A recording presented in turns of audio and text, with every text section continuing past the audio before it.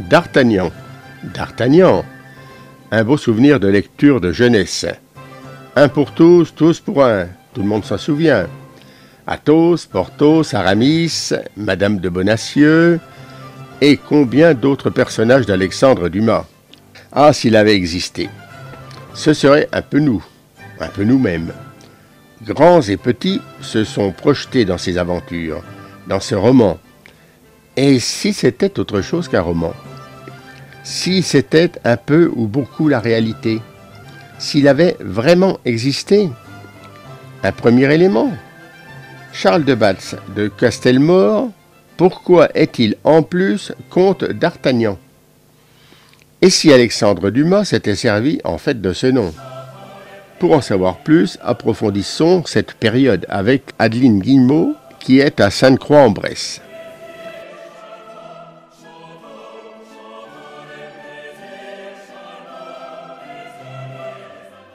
Alors oui, D'Artagnan a bel et bien existé. Lorsque l'on accueille les personnes ici à l'espace d'Artagnan, souvent on leur demande comment êtes-vous venu ici, que savez-vous de D'Artagnan? Alors voilà, les gens savent ou pas. Et souvent après on a un « Ah mais D'Artagnan a bel et bien existé ». Oui, D'Artagnan a bel et bien existé, simplement par rapport au D'Artagnan de Cap et d'Épée que l'on connaît, et notamment au roman Les Trois Mousquetaires de Dumas, qui a permis à ce personnage de l'histoire de France de devenir un des personnages historiques les plus connus au monde, même si les gens ne se rendent pas compte qu'il s'agit bel et bien d'un personnage qui a vécu.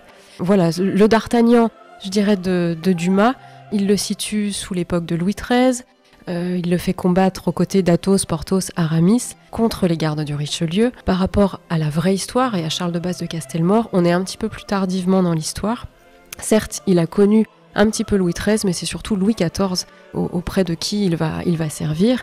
Et ensuite sur le fait d'avoir rencontré Athos, Porthos et Aramis, qui sont vraiment de vrais personnages, qui ont également existé, qui ont également été des mousquetaires. On ne sait pas si effectivement ils ont combattu ensemble et s'ils ont ferraillé contre les gardes du cardinal. Et c'est pareil, cette histoire de garde du cardinal et du roi, c'est quelque chose à recontextualiser dans l'histoire en fonction un petit peu des missions. Mais D'Artagnan était vraiment un homme de main et un proche du roi Louis XIV et du cardinal Mazarin. D'Artagnan a été marié une seule fois avec Anne-Charlotte de Champlessis, originaire d'un petit village à côté de Charolles, donc en Saône-et-Loire, à une centaine de kilomètres de chez nous. Anne-Charlotte de Champlessis, qui possédait différentes terres par le biais de son grand-père qui lui avait cédé, dont les terres de Sainte-Croix et un château où elle a vécu. Donc D'Artagnan marié, donc il a existé, 2 marié avec une bourguignonne, Anne-Charlotte de Champlessis, née au château de Champlessis. Et elle a vécu à Chalon-sur-Saône, elle a vécu à Paris avec, je mets des guillemets, on y reviendra peut-être, avec D'Artagnan. Et elle a vécu également énormément ici, à Sainte-Croix-en-Bresse, dans son château, où elle est décédée en 1683, 10 ans après son mari.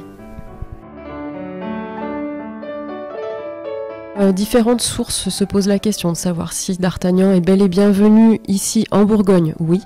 On a différents actes, différents témoignages qui disent notamment qu'il a pu remplacer son épouse à Dijon pour siéger notamment aux États de Bourgogne. Sur le fait qu'il soit venu à Sainte-Croix, alors ça, si les murs pouvaient parler et les arbres, ce serait bien, on va dire que oui, mais bon, à la limite, c'est pas le plus important. On sait depuis peu, alors ce sont les historiens, nous sommes un peu des passeurs, fans de patrimoine et de notre village qu'on essaye de valoriser. Ce que l'on sait depuis quelques années, grâce à des historiens et notamment Odile Bordas, qui est l'historienne officielle ou du moins attitrée de D'Artagnan, c'est que le couple se serait rencontré à Chalon-sur-Saône, donc on est toujours en Bourgogne, en Saône-et-Loire, lors d'un déplacement du roi et de sa cour, donc forcément c'est mousquetaires, et D'Artagnan qui était sous-lieutenant des mousquetaires à cette époque-là. Lors d'un déplacement, des festivités ont lieu dans les grandes villes de passage, et notamment à Chalon-sur-Saône, où Anne-Charlotte est présente, parce que son demi-frère, Gabriel de Hénin-Liétard, est gouverneur de la cité de Chalon-sur-Saône. En faisant coïncider un petit peu les dates, les actes, le temps de descendre jusqu'en Savoie où le cortège royal allait, a priori on prend Anne-Charlotte au passage pour remonter, et un contrat de mariage est fait à Paris en présence du roi et de Mazarin. Donc on est en mars 1659, donc c'est à ce moment-là que Anne-Charlotte rentre dans l'histoire pour épouser D'Artagnan, et un mois plus tard, ils vont se marier à Paris. Vous dites en présence du roi et de Mazarin. Ah oui, tout à fait, c'était une personnalité, on parlait tout à l'heure on dit le vrai et le faux d'Artagnan, hein, celui de Capet d'Épée et puis le personnage historique.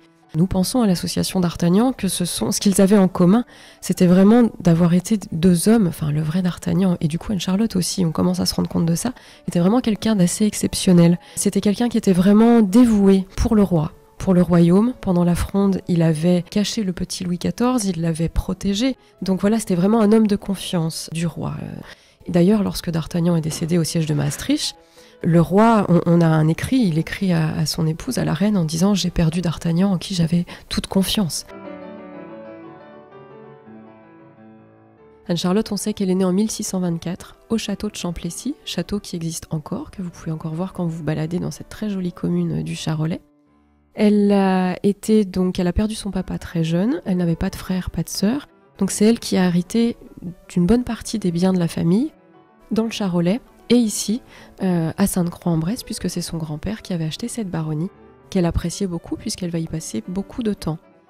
Comme elle a perdu son papa, elle va avoir un oncle qui va s'occuper d'elle, Jean-François de Champlessis, qui va être son oncle curateur et qui va vraiment lui apprendre à gérer les terres. On a beaucoup d'actes qui ont été retrouvés, beaucoup également d'actes un petit peu de justice. A priori, elle faisait beaucoup d'actes pour des terres, pour ne pas perdre ses terres et pour bien les gérer, ce qui a aussi donné lieu, on en reparlera sans doute, à cette image, quand on s'est intéressé à elle, tardivement, de femme acariâtre, froide, dure, voilà. Mais en fait, c'était une femme qui devait gérer ses biens, tout simplement. On est au XVIIe, il faut se resituer aussi.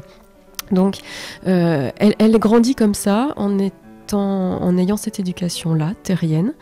À 18 ans, elle va épouser en premières noces un seigneur de Damas, Jean-Léonard de Damas, la famille de Parel-Modial. Ils vont être mariés pendant 12 ans et lui va décéder. Donc elle va rester veuve à 30 ans, sans enfant. Donc elle continue à administrer ses biens, beaucoup plus à Sainte-Croix et à Chalon-sur-Saône où elle a un appartement. Et puis ensuite elle rencontre d'Artagnan quand elle a 35 ans, avec qui elle va avoir 2 fils, qui vont donc tous les 2 se prénommer Louis.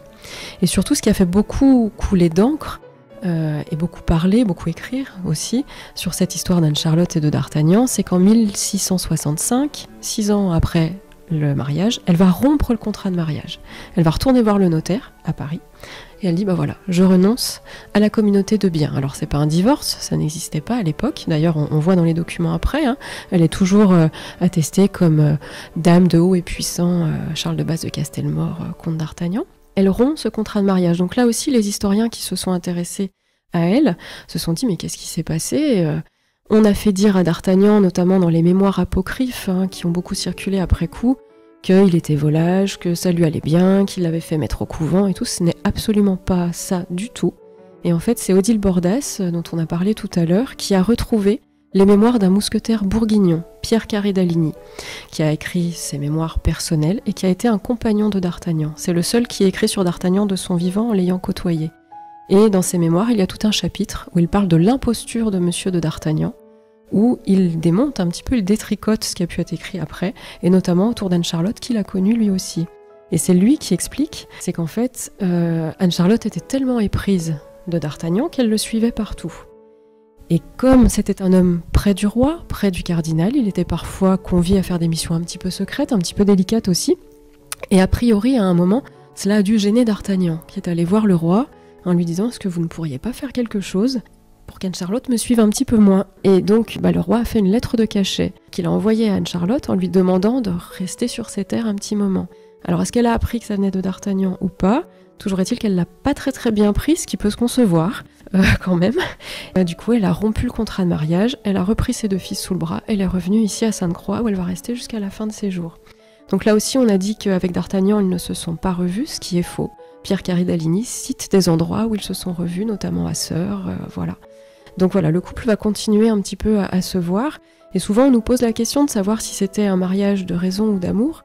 On n'était pas là à l'époque, peut-être qu'effectivement il fallait que D'Artagnan se stabilise, 45 ans, pas marié, quelqu'un assez en vue au niveau de la cour aussi, mais n'empêche qu'il devait y avoir des sentiments entre ces deux-là. Donc voilà un petit peu tout ce que l'on sait sur Anne-Charlotte qui repose ici sous les dalles de l'église de Sainte-Croix-en-Bresse. Eh bien maintenant, allons visiter cette église où repose Anne-Charlotte de Champ-le-Six.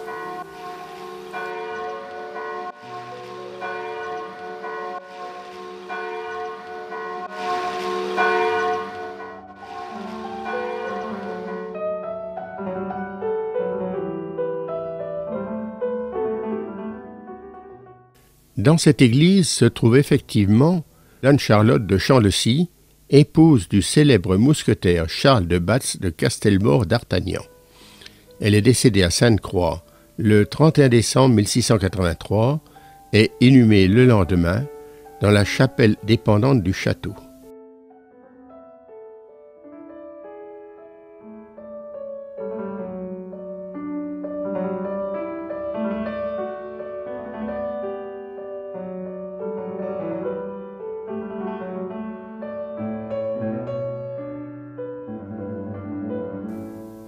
L'église comporte également la pierre tombale, classée au titre des monuments historiques, d'Étienne de Sainte-Croix, chanoine de Saint-Vincent de Châlons du XIVe siècle.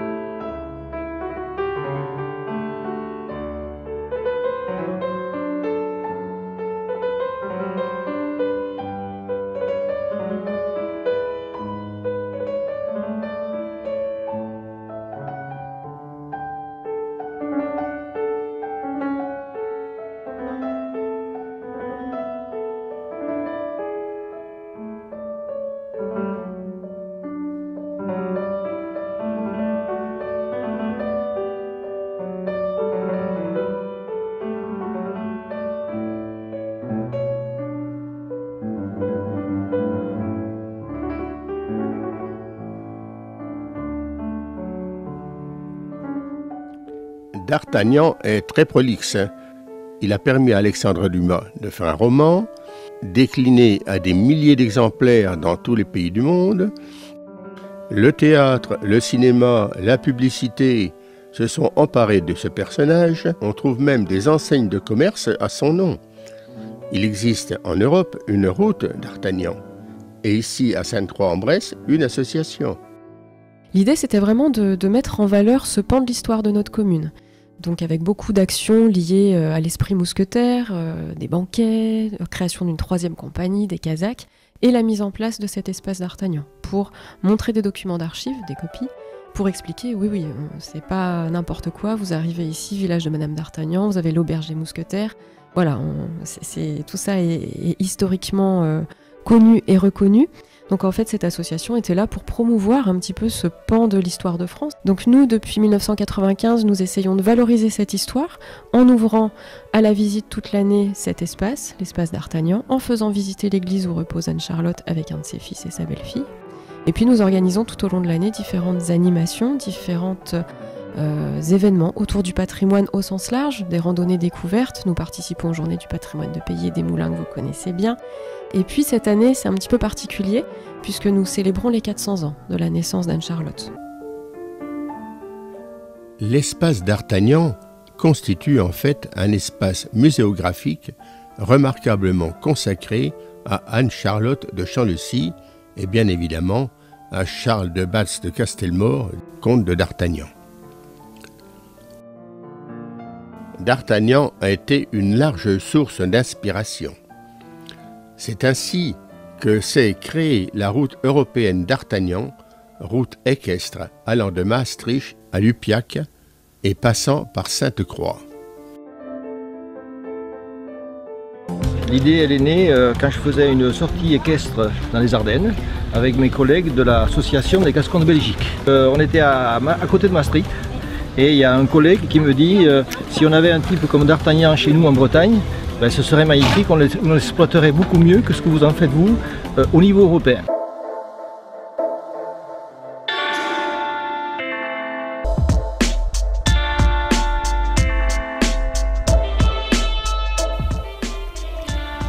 D'Artagnan, c'est bien évidemment des souvenirs de romans de cap et d'épée. Mais la route d'Artagnan, c'est aussi le plaisir de la promenade équestre.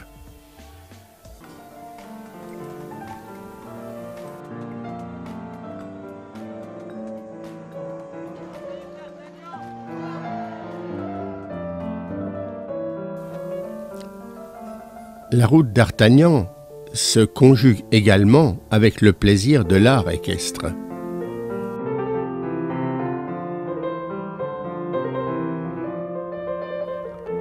D'Artagnan, ce Gascon impétueux de 18 ans, d'Artagnan qui fait carrière dans le corps des mousquetaires, d'Artagnan qui se lie d'amitié avec Athos, Porthos, Aramis, d'Artagnan qui s'oppose au cardinal de Richelieu et à ses agents, dont le comte de Rochefort, avec la mystérieuse Milady de Winter, d'Artagnan qui est là pour sauver l'honneur de la reine de France Anne d'Autriche.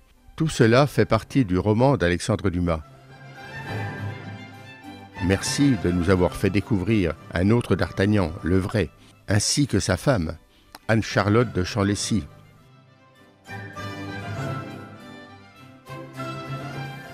Pour en savoir davantage, il faut venir à Sainte-Croix-en-Bresse.